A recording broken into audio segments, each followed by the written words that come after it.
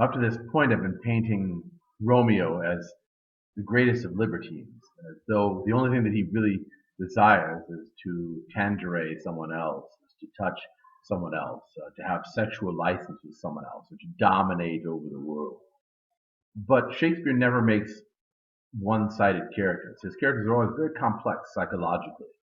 And one of the things we need to note in this play is that sin or error or evil never comes from an evil place. It almost inevitably comes from a good place or a good desire or something that is actually worthwhile considering. And so in this case, we have Romeo who wishes to have that physical contact with someone else, with a girl, but his desire comes from something which is tragic, is a very profound tragic place, and we see this when we look at Act 1, Scene 1. Looking at the conversation that he first has with Benvolio, we get a sense of what Romeo actually is dealing with.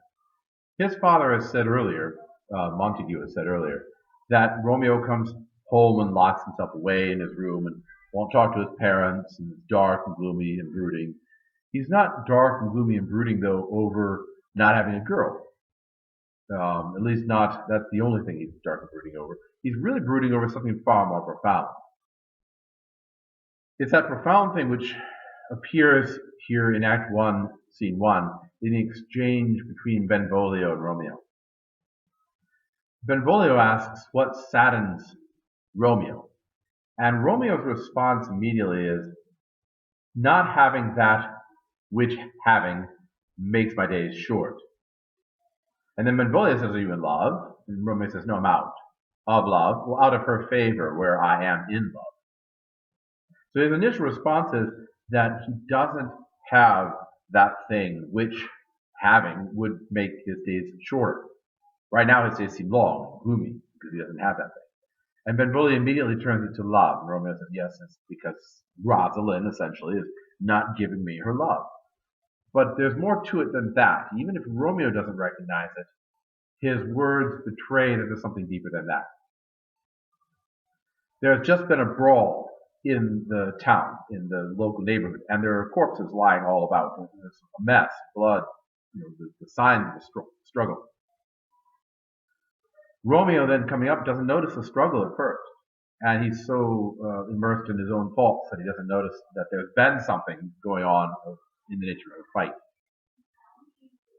But then he says to Benvolio, he says, alas, that love, whose view is muffled still, should without eyes see pathways to his will. Where shall we dine? And then there's what's called in poetry a caesura. A caesura is an abrupt halt in the poetry that indicates normally a change in thought of some kind in the character. So here we have a caesura where he stops suddenly. He says, where should we dine? And then he looks about him and says, what on earth went on here? He says, oh me, what fray was here? Where are all these corpses lying about? And immediately he says to Benvolio, yet tell me not, for I have heard it all. In other words, I've heard this story before. I've seen this kind of carnage before. I know why this carnage exists. I've been brooding over it for some time now. You don't need to go into detail. This seems to me to be the real reason why he's brooding so much. He goes on to talk about a series of paradoxes called oxymorons.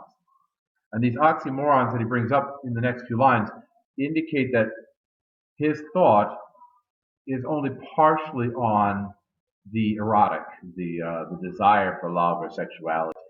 He says the following: "'Tis much to do with hate, but more with love.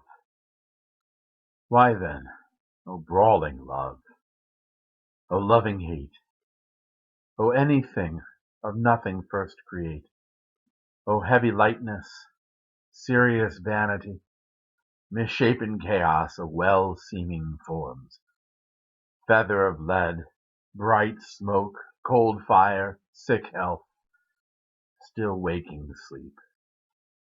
That is not what it is.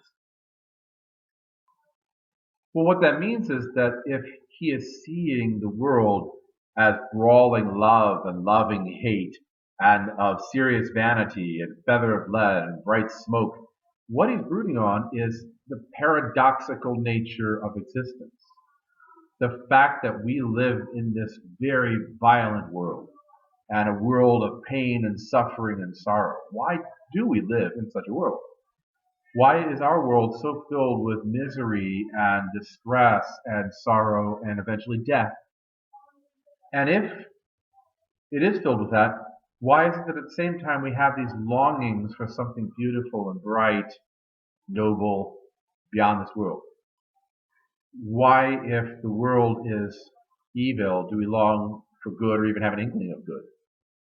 And why, if there is good, is the world so evil? It's sort of the same question that's brought up by Boethius earlier in history. If there is a God, why is there evil? And if there is no God, how can there be good?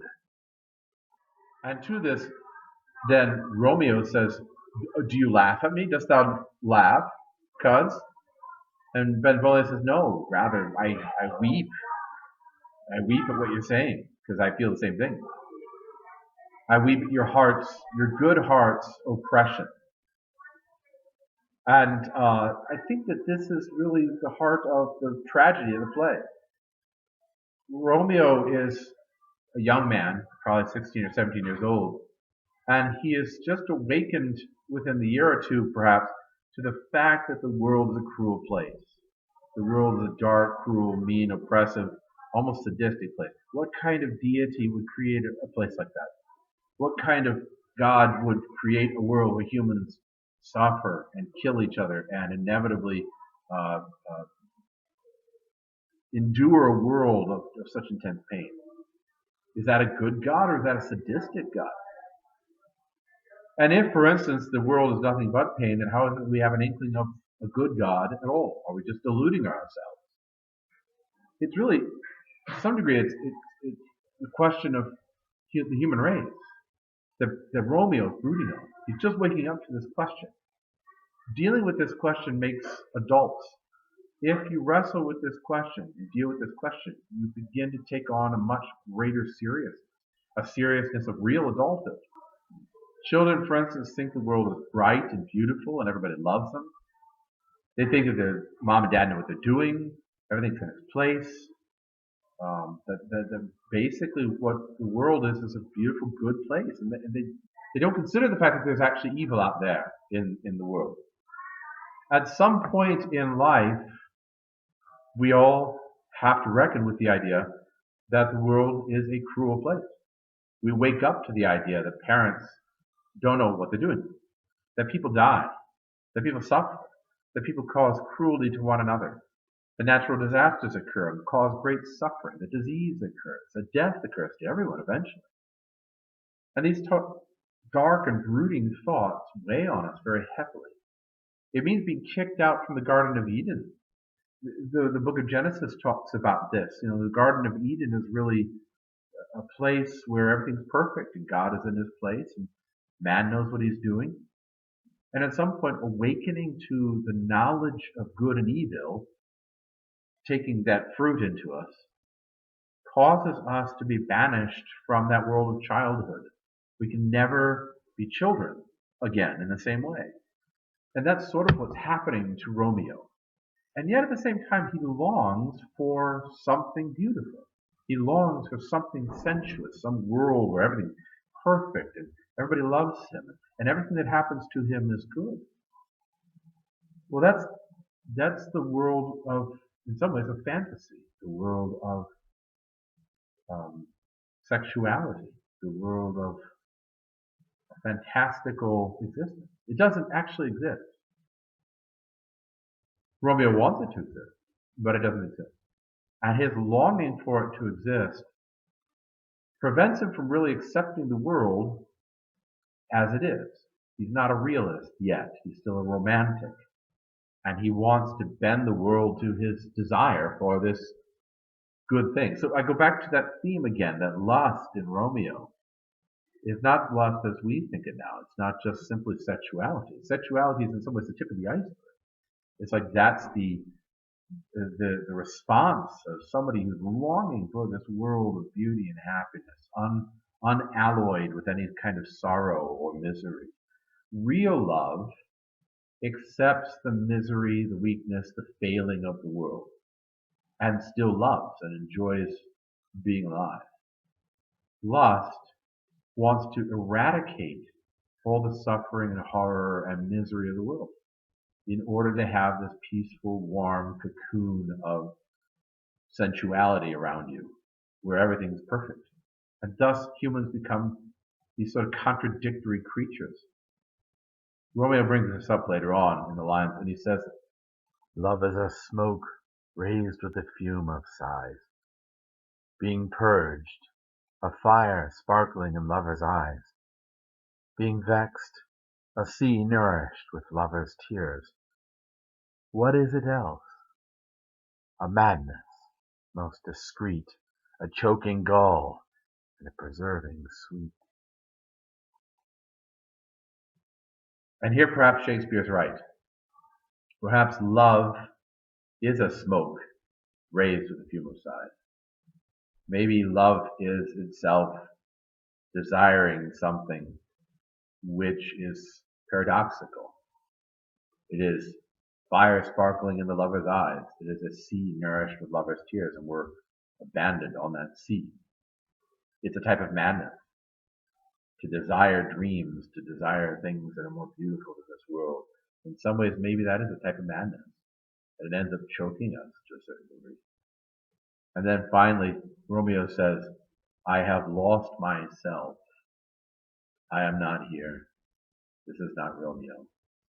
He's some other where. That experience of love that Romeo seems to be enduring right now is one which causes him to lose himself. He does not know himself. He does not know who he is anymore. His childish vision of himself is completely gone. And that's dangerous. He's in a very dangerous spot, not just to himself, but to others. Because right now he's looking for an answer in another person. Rosalind, Juliet. He's hoping that that sensuality with those women will be the resolution to his sorrow and his suffering. But what Shakespeare seems to be indicating here is that this is not a resolution. The misery, the sorrow, the suffering that we endure as human beings is not immediately solved simply by losing ourselves in the arms of another.